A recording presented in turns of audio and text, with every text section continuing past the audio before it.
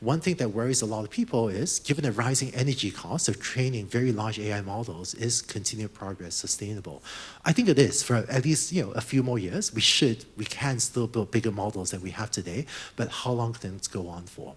I want to share with you one very exciting technology trend that I think everyone that cares about AI should pay attention to, that gives us an alternative path to build smarter and smarter machines, but without needing to just build bigger and bigger models with more and more electricity and bigger data. It turns out that one of the most exciting technologies in the AI community is AI agents, which means that we'll ask the AI, please write an essay outline for this topic. And then ask, do you need to do some research? If so, go to the web, browse some web pages, and then write the first draft. And then look at your draft and see what needs to be improved, and then revise the draft. And so this type of workflow looks more like this, with the AI think, and then revise the draft, and then after revising, go and think some more. And by iteratively working on the essay, you actually end up with a much better work output. And this is how most of us write essays as well, and we're starting to get AI to do this. And like many of you, I'm looking forward to maybe GPT-5 or, I don't know, Claude 4 or Gemini 2.0 or whatever comes next. But I think that rather than just waiting for those things, if you use today's AI models with today's electricity constraints and add these type of technologies on top, you can already get really good performance, maybe even better than what some future models could do without this type of agentic workflows. And I think this also may offer a more sustainable way to build more intelligent systems than only building bigger and bigger models, although I think we should do that too. 지난달 인공지능의 아버지라고 불리는 스탠퍼드 대학의 앤드류 응 교수가 내한하였습니다. 앤드류 응 교수는 인공지능 서울 정상회의에 참석하여서 키노트를 진행하였는데, 이날 키노트에서 주요 발표한 내용 중에 하나가 바로 AI 에이전트 워크플로우에 대한 내용이었습니다. 에이전트 워크플로우는 현재 많은 기업들이 관심을 보이고 있는 인공지능 활용 분야 중에 하나입니다. 그 외에 한국 언론사에서 진행한 인터뷰 내용을 일부 발췌하여 앤드류 응 교수의 인공지능에 대한 견해도 함께 살펴보도록 하겠습니다.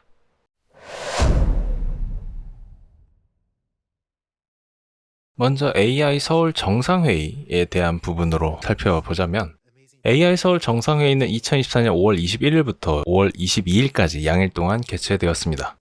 이 회의는 한국과 영국이 공동으로 주최하였으며, AI의 안전성을 강화하면서도 혁신을 촉진하고 포용과 상생을 도모하는 AI 발전 방안을 포괄적으로 논의하는 그런 자리였습니다. 6월 첫 번째 테크 언박싱 때 한번 말씀드렸었는데, 컴퓨텍스 리뷰하면서 한번 말씀드렸던 일정 중에 하나였습니다. 이날 AI 서울 정상회의에서는 앤드류 응 스탠퍼드 교수와 마크 레이버트 보스턴 다이나믹스 창업자가 기조연설을 진행하였습니다. 앤드류 응 교수는 인공지능의 기회라는 주제로 기조연설을 하였고, 마크 레이버트 보스턴 다이나믹스 창업자는 AI와 로봇이라는 주제로 기조연설을 진행하였습니다. 앤드류 응 교수의 정상회의 기조연설은 인공지능의 기회라는 주제 안에서 AI의 규제에 대한 내용과 AI 기술 자체가 아닌 애플리케이션에 대한 규제가 필요하다는 부분으로 강조하였습니다. AI 기술에 대한 규제는 불필요한 부분도 포함할 수 있어 기술 속도를 늦추는 부작용을 발생시킬 수 있기 때문에 규제가 필요하다면 AI 기술이 아닌 애플리케이션에 필요하다고 조언도 하였습니다. 또한 앤드류 교수는 AI에 대한 대중화를 위해 오픈소스 모델을 장려해야 한다고 강조하였습니다. AI 기술 접근성 확대를 위해 기업들이 이익을 추구하기보단 오픈소스 소프트웨어 보급을 장려해야 하고, 오픈소스를 선호하지 않고 일부 기업들이 소프트웨어에 대한 일부 로비 방법의 강도를 높이면 모두 패자가 될 수 있다고 지적하였습니다. 또한 다른 내용으로는 기후변화 문제에 대응해서 지속 가능한 AI 구축도 강조하였습니다. 장기적으로는 중요한 잠재력을 가지고 있는 기후변화의 개선은 국가가 진지하게 고려해야 할 사항이라며, 지속 가능한 방식의 AI 모델을 계속해서 구축해 나가야 한다라고 얘기하였습니다. 이 얘기를 하면서 같이 전달한 내용이 바로 에이전트 워크플로우입니다. 앤드류 응 교수는 칼럼에서 인공지능 에이전트 워크플로우에 대한 중요성을 다뤘습니다. AI 에이전트 워크플로우가 올해 큰 진전을 이끌 것이며 다음 세대의 파운데이션 모델보다 더 중요한 트렌드가 될 것이라고 예상을 하였습니다. 컬럼에는 이런 내용들을 작성해 두었는데, 대부분 제로샷으로 LLM 모델을 사용하여 모델이 작업을 수정 없이 바로 최종 결과물을 생성하도록 한다. 이는 마치 누군가가 처음부터 끝까지 에세이를 작성해달라고 요청하면서 백스페이스 없이 바로 타이핑하고 고품질의 결과물을 기대하는 것과 비슷하다. LLM은 그것을 훌륭히 잘 해내는데 에이전트 워크플로우를 사용하면 LLM에게 문서를 여러 번 반복하도록 요청할 수 있다라고 작성해두었습니다. 그래서 이 LLM을 통해서 워크플로우를 작성하는 방식을 프로세스로 기획을 해두었습니다. 방식은 첫 번째로 계율을 계획하고 두 번째로 더 많은 정보를 수집하기 위해 웹 검색이 필요한지 결정을 하고 세 번째로 초안을 작성한 다음에 네 번째로 첫 번째 초고를 읽어보고 적절하지 않은 주장이나 불필요한 정보를 찾아내도록 한다. 다섯 번째로는 발견한 약점을 고려해서 초고를 수정하고 여섯 번째로 이 과정을 반복시킨다라는 겁니다.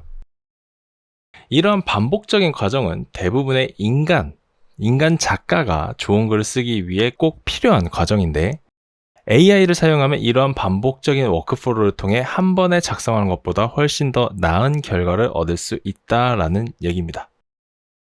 그러면서 기존의 파운데이션 모델 중 하나인 GPT 3.5와 GPT 4에 대한 비교를 같이 진행을 하였는데 GPT 3.5의 제로샷에서 정답률, Human Evaluation 값, Human Eval 값이라고 하는데 이 Human Evaluation 값에서 정답률이 48.1%였고 GPT-4는 67%로 GPT-4가 더 나은 성능이 나타났다라고 얘기를 했습니다. 그런데 반복 에이전트 워크플로우를 통합하면 GPT 3.5가 GPT-4보다 개선 효과가 더 많이 나온다라는 겁니다. 실제로 실험을 해봤을 때 에이전트 루프로 감싸면 GPT 3.5는 최대 95.1%를 달성했다는 얘기입니다. 그러면서 앤드류 응 교수는 이 AI 에이전트 워크플로우를 4가지 디자인 패턴 구현을 예상을 하고 있다라고 합니다. 앞으로 발생할 AI의 중요 트렌드에서 이 에이전트 워크플로우는 4가지 반성, 리플렉션, 도구 사용, 툴 유즈, 계획, 플래닝, 다중 에이전트 협업, 멀티 에이전트 콜라보레이션에 대해서 앞으로 패턴 구현에 대해 트렌드가 발생할 것이다 라고 예상하였습니다. 이 4가지의 내용은 제가 출처를 남겨놓을 테니 한번 직접 읽어보시기를 권장드리겠습니다. 만약 설명이 좀 필요하시다면 제가 나중에 추가적으로 한번 설명을 드리도록 하겠습니다. 자, 이렇게 AI 서울 서밋 기조연설에서 나왔던 내용을 살펴보았고 이 이후에는 국내 언론사와 인터뷰를 진행한 내용 중에서 몇 가지 중요한 내용들을 좀 살펴보도록 하겠습니다. 국내 언론사와 진행한 인터뷰에서는 여러 가지 질문들을 받고 앵드류 응 교수의 견해를 밝히기도 했는데요. 질문 중에 몇 가지 흥미로운 내용들이 있어서 그 내용들을 전달해 드리고자 합니다. 첫 번째 질문은 AGI가 언제쯤 구현될 것이냐에 대한 질문이었는데 이에 대한 답변으로는 AGI가 언제 올지에 대한 견해는 각기 다르고 각자가 다른 정의를 가지고 있기 때문에 자신에게 익숙한 AGI의 정의는 인간이 할 수 있는 모든 지적 과제를 수행할 수 있는 AI이고 그것은 수십 년은 걸려야 나올 수 있을 것이다.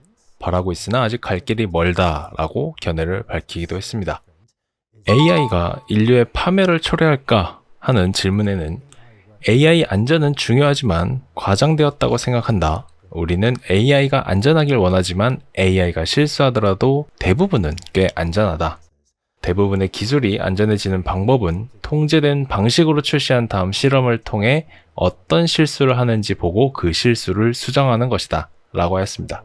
그러면서 지금 현재 대형 언어 모델인 LLM 같은 경우 그 작업을 진행 중이며 우리는 그 모델을 완벽히 통제할 수 없다. 이를테면 비행기가 바람에 흔들리는 것처럼 하지만 기술의 발달로 안전하게 운행하듯이 통제하는 기술도 빠르게 발전하고 있다라고 밝혔습니다.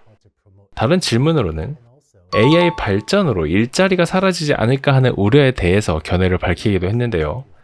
AI가 다양한 직업을 대신하지는 않지만 AI를 사용하는 사람들이 AI를 사용하지 않는 사람들을 대체할 수 있다고 생각한다 합니다. 많은 직업에서 20-30%의 업무가 자동화가 되거나 AI로 보강이 될 수 있을 것이며 만약 30%가 자동화가 된다면 70%의 업무는 여전히 사람이 해야 하는 것이기 때문에 하지만 도전 과제가 있다면 생성형 AI를 사용하는 사람이 훨씬 생산적이 될 것이다 라고 견해를 밝혔습니다. 그러면서 사회 전체가 이 기술을 효과적으로 사용하는 방법을 빠르게 배울 수 있을까 하는 것이 앞으로 놓인 큰 도전 과제라고 생각한다고 하였습니다. 앤드류 응 교수의 견해와 앤드류 응 교수의 기조연설에 대해서 어떻게 생각하십니까? 이분께서는 아무래도 어떤 누구보다도 더 많이 연구를 하셨을 거고 대부분의 인공지능 연구 논문에서는 이분이 쓰신 논문 자체를 인용을 많이 하셨을 겁니다.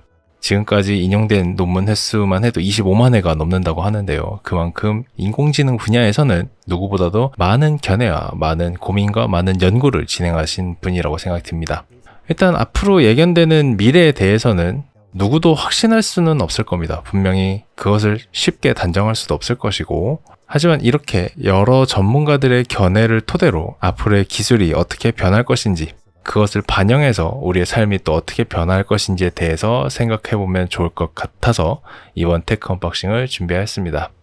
에이전트라고 하는 개념은 사실 우리에게 익숙하지 않은 느낌일 수도 있습니다. 하지만 우리가 인공지능 비서를 두는 것은 누구나 한 번쯤 꿈꿔봤을 법한 그런 삶이기도 하죠.